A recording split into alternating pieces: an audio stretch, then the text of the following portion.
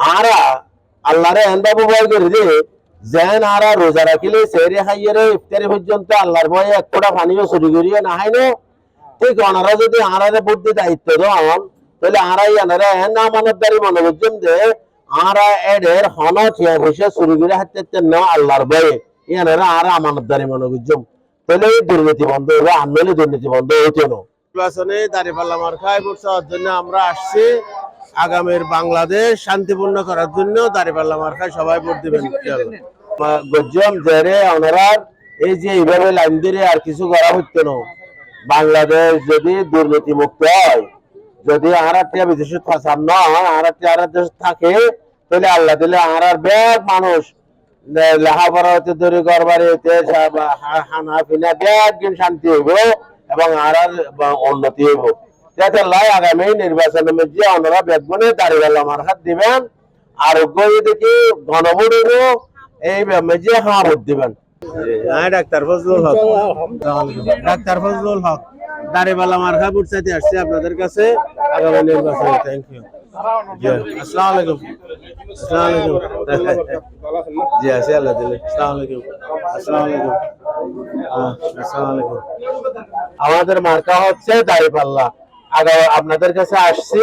দাঁড়িপাল্লা মার্কায় ভোট দিয়ে আমাদেরকে জয়যুক্ত করলে আমরা একটি দুর্নীতি মুক্ত শোষণ মুক্ত ছাতাবাজি মুক্ত শান্তিপূর্ণ ন্যায় ও ইনসাফের বাংলাদেশ করব যেখানে মানুষের মৌলিক মানবাধিকার অন্ন বস্ত্র শিক্ষা চিকিৎসা বাসস্থান সব কিছুর দায়িত্ব সরকার নেবে এবং আমাদের বাচ্চাদের লেখাপড়া সহ স্বাস্থ্য সেবা সহ সব কিছুর দায়িত্ব ইনশাআল্লাহ সরকার নেবে ইনশাআল্লাহ আমরা একটি শোষণ মুক্ত দুর্নীতি মুক্ত সমাজ আমরা ন্যায় ইনসাফ প্রতিষ্ঠা করতে পারলে ইনশাআল্লাহ দুনিয়া আখিরাত সব জায়গায় পাবো আল্লাহ দিলে আসসালামু আলাইকুম আসসালামু আলাইকুম আমি ডাক্তার ফজলুল হক দাঁড়িপাল্লা মার্কায় আরে একটু হাইলে দে আসসালামু আলাইকুম তুই না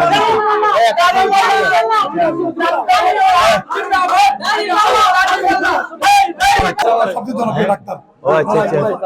ও আচ্ছা ও পুরো বেশি ও জিয়ার ভাই মানুষের ফোন আসছে আসসালামু আলাইকুম ডাক্তার ফজলুল হক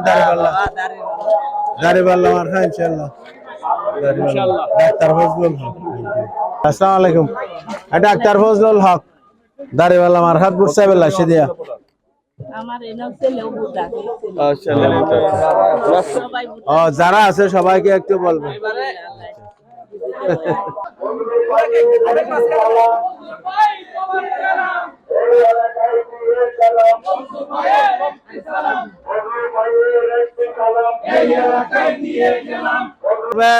একটু দাঁড়িপাল্লা মার্কায় ভোট দিয়ে আপনাদের সহযোগী হওয়ার জন্য চেষ্টা করবেন ইনশাআল্লাহ।